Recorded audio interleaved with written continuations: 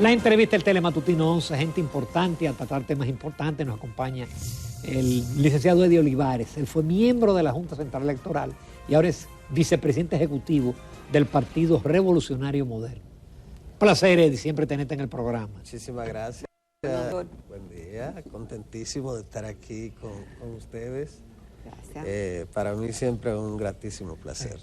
Y siendo miembro de la Junta, era localizable y atendía las invitaciones. Sí, no, yo me siento parte de este programa. Claro. Toda la vida.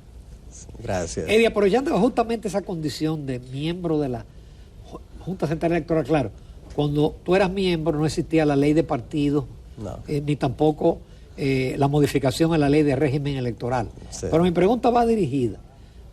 ¿Tú los partidos van a cumplir con el pacto compromiso, que no hay sombras y cosas no muy definidas en las leyes que permiten buscar, como dicen los políticos, bajaderos para hacer campaña cumpliendo el pacto?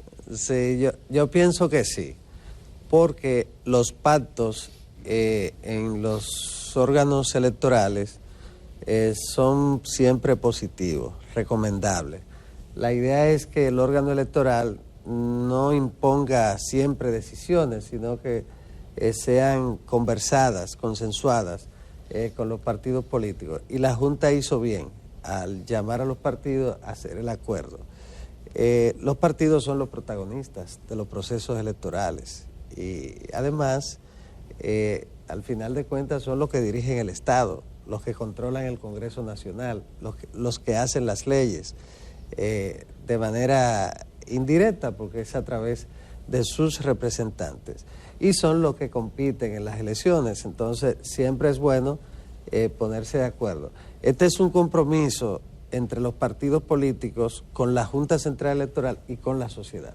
Entonces debe cumplirse. Ahí se dejó claro que el acuerdo, el alcance del acuerdo tiene que ver con que nadie haga campaña ni pre-campaña antes de los plazos establecidos en la ley de partidos, que indica que la pre-campaña oficial se inicia, en este caso va a ser el día 3, el día 7 del mes de julio del año 2023, el año que viene, y concluye en la última semana, en la tercera semana, en caso de que sea elecciones a través del método de primarias, del mes de octubre, y cualquier otro método el último domingo del mes de octubre.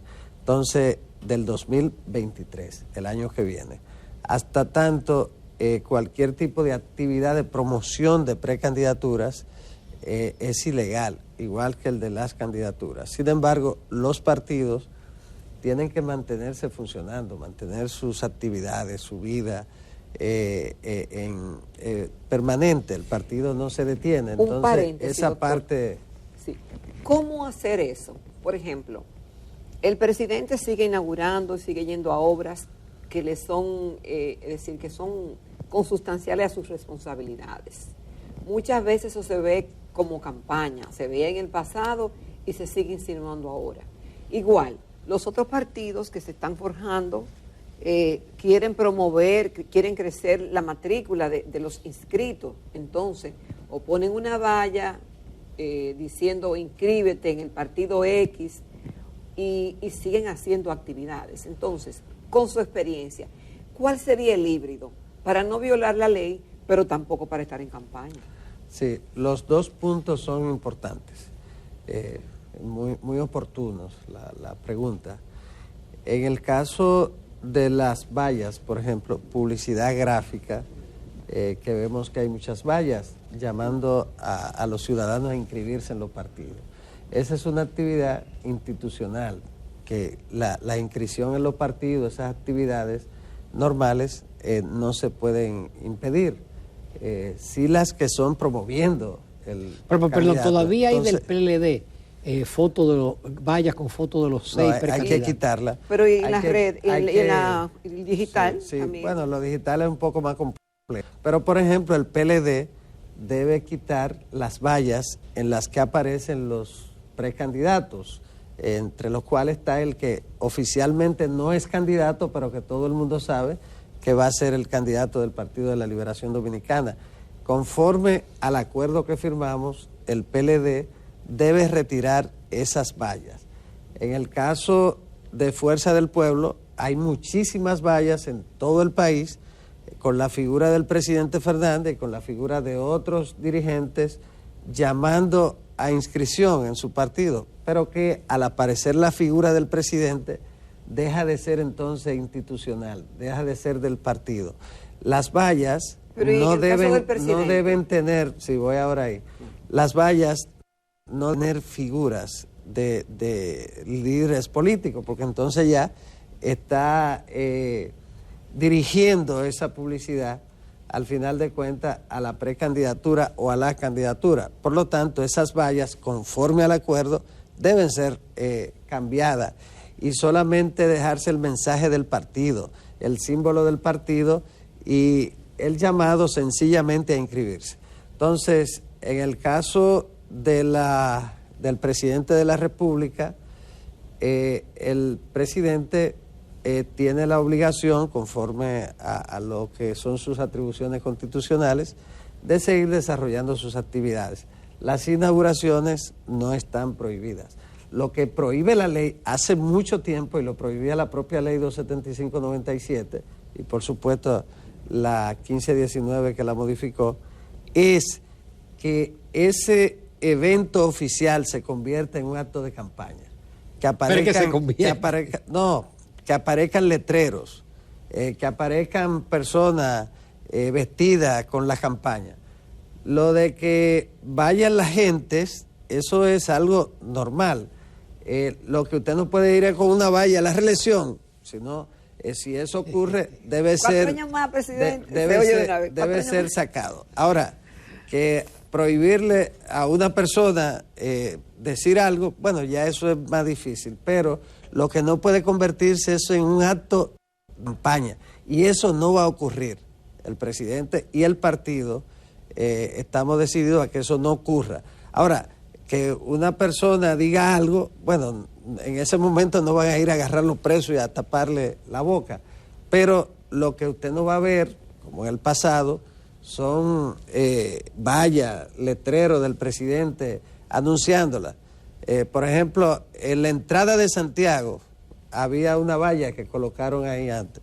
Nosotros mandamos a quitar la valla, cumpliendo con eso. ¿Y qué decía esa valla? ¿Fue cuando usted era miembro de...? No, ahora que había una valla. Entonces, esa valla nosotros mandamos a quitarla, cumpliendo con el mandato, con el acuerdo. Y estamos cumpliendo con el acuerdo nosotros y decididos a cumplir. En ese sentido, yo pienso que todos los partidos deben hacerlo. Teníamos convocado, que no violaba el acuerdo, y eso había estado muy claro, 4 grandes actividades regionales la semana pasada. El compañero José Ignacio anunció que se aplazaba para celebrar esas actividades que son precisamente para la motivación de la inscripción, actividades con dirigentes. Pero para no estar ese fin de semana que coincidía con el acuerdo que firmamos, entonces se decidió aplazarla, como una muestra de la voluntad de nuestro partido de cumplirla. Ahora, nosotros entendemos que los demás partidos deben también cumplirla, y en ese sentido, todo el tipo de publicidad que están colocadas deben ser retiradas y convertirse en publicidad institucional, como lo haremos nosotros. Vamos a una breve pausa y volvemos porque tenemos, a ver si da tiempo a tratar todos los temas que queremos tratar con Eddie Olivares. Esta mañana en Telematutino 11 conversando con el doctor Eddie Olivares. Fue miembro de la Junta Central Electoral, abogado y vicepresidente ejecutivo del Partido Revolucionario Moderno.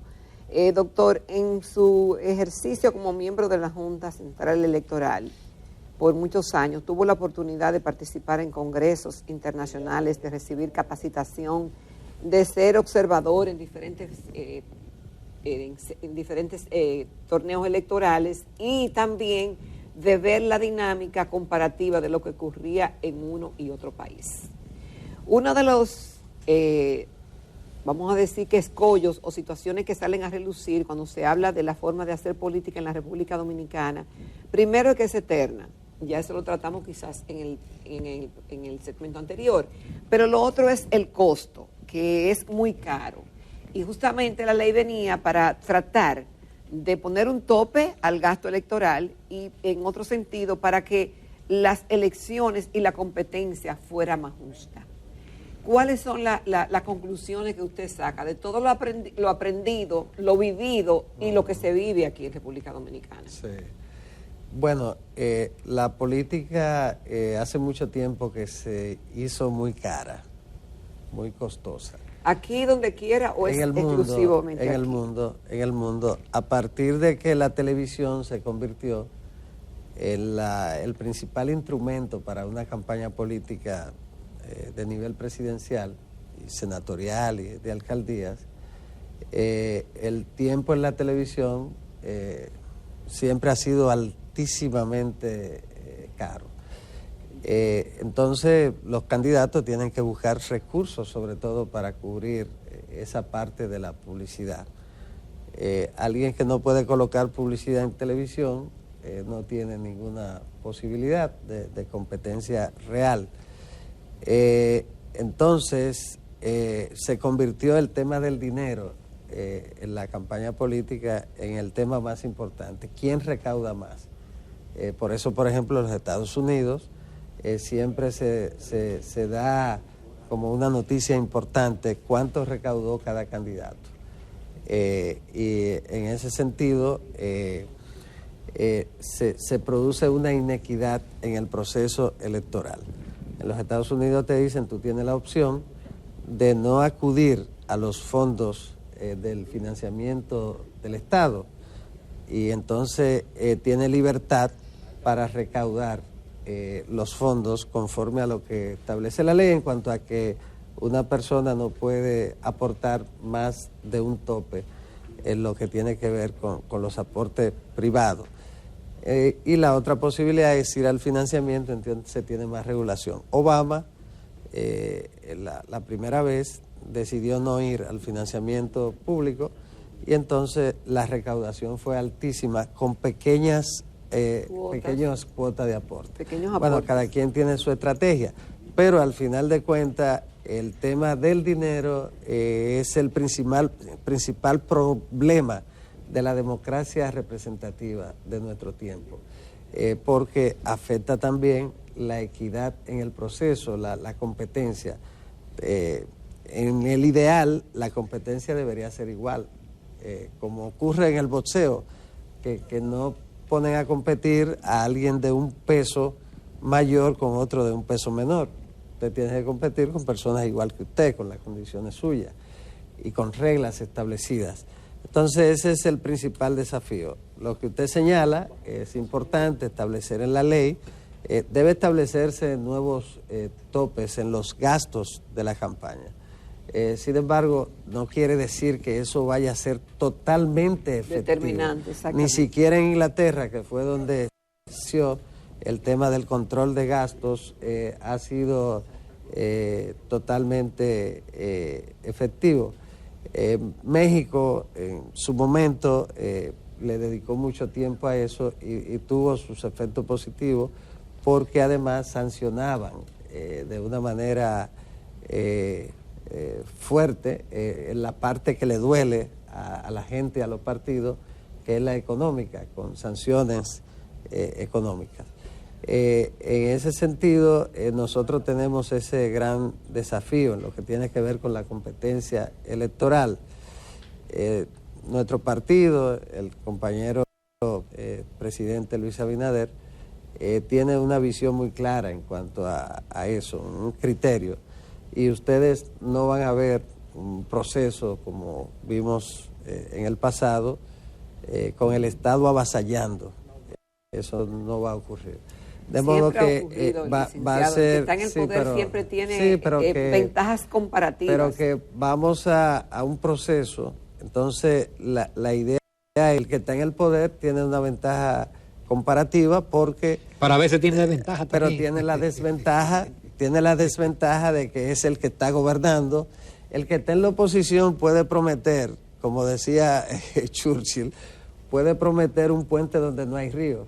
Entonces, y después explicar por qué no podía construir el puente.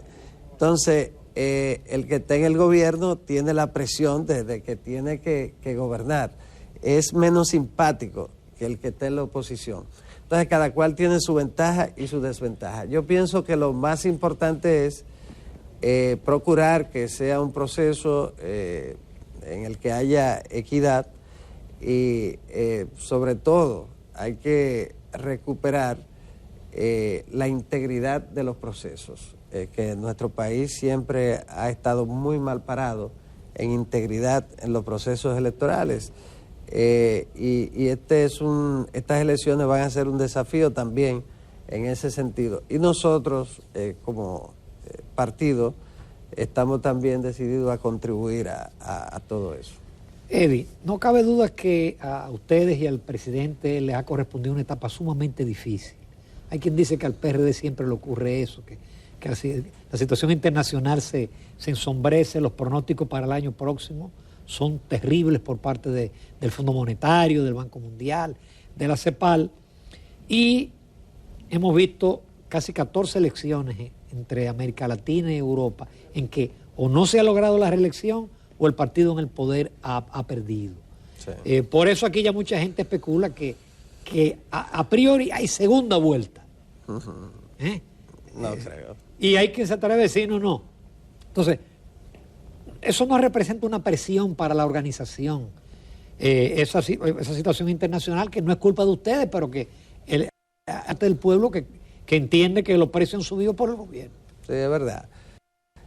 Bueno, no está de más recordar, como a veces las cosas se olvidan muy pronto aquí en nuestro país, que nosotros llegamos al poder en medio del COVID, en el momento más difícil de la pandemia. Y el compañero Luis fue el primer presidente que asumió el poder en medio del COVID, en el momento más difícil de incertidumbre, y ha venido gobernando en medio de situaciones complicadas, por efecto de la naturaleza y, por supuesto, una situación no provocada por nosotros, la guerra de Ucrania, con el efecto que ha tenido en todo el mundo. Sin embargo, la gestión del gobierno del Luis Abinader y el Partido Revolucionario Moderno ha sido bien valorada, ha sido un desempeño notable. Y con todo el que usted habla de otros países, destacan el desempeño que ha tenido el gobierno. Primero lo tuvo en la crisis sanitaria, fue uno de los primeros países que logró superar la situación con la eficiencia en la vacunación y todo esto. Luego, la parte económica, que era el segundo gran desafío, y ha tenido un buen desempeño. Usted que es un economista, un experto, conoce mejor que yo esa parte. Y todas las agencias lo señalan. La gente también ha visto el esfuerzo del compañero Luis trabajando 18 horas cada día, pero reales, y dedicado a tratar de encauzar el país. Eso ha sido bien valorado y por eso se mantiene sobre un 70, alrededor de un 70, la valoración en cuanto al gobierno. En cuanto a la posibilidad de repetir en el poder, si fuera ganar las próximas elecciones, si fueran hoy las elecciones, estaría ganando con una votación superior a la del año 2020. El partido está muy bien, muy sobre el 40 también, bordeando el 45. Que todo indica que si fuera en este momento no existiría ninguna posibilidad de segunda vuelta, pero absolutamente ninguna posibilidad. Yo pienso que el país ha valorado ese esfuerzo, la responsabilidad y el hecho de que bajo la conducción del compañero Luis, las medidas que ha tomado, el control, la calidad del gasto, revisar cada cosita él mismo, mantenerse dándole seguimiento a todas las cosas de manera personal, con un gran esfuerzo. Eso ha valido la pena y por eso tenemos un país que en la región se le en cuanto al desempeño de la economía. Hay que seguir trabajando, mejorar muchas cosas, pero no tenemos preocupación en cuanto a las próximas elecciones. Estamos absolutamente convencidos de que entre el Partido de la Liberación Dominicana y Fuerza del Pueblo hay una competencia muy fuerte que llegará hasta el final entre ellos por ocupar el segundo lugar, por ser la cabeza de la oposición, pero ellos saben que posicionándose de cara al año 2028, porque en el 24 no tienen ninguna habilidad, que los hechos anteriores y lo que ha ocurrido, más el buen desempeño del gobierno, te indican que el 24 no habrá ninguna sorpresa en cuanto a lo que desde ya se puede notar que ocurrirá. Qué pena, doctor Eddie Olivares, no tener más tiempo, pero le hemos sacado provecho a la media hora. Sí. Te esperamos pronto. Muchísimas gracias. Muchas gracias. Un gratísimo placer. Nos vamos a comerciales, retornamos inmediatamente.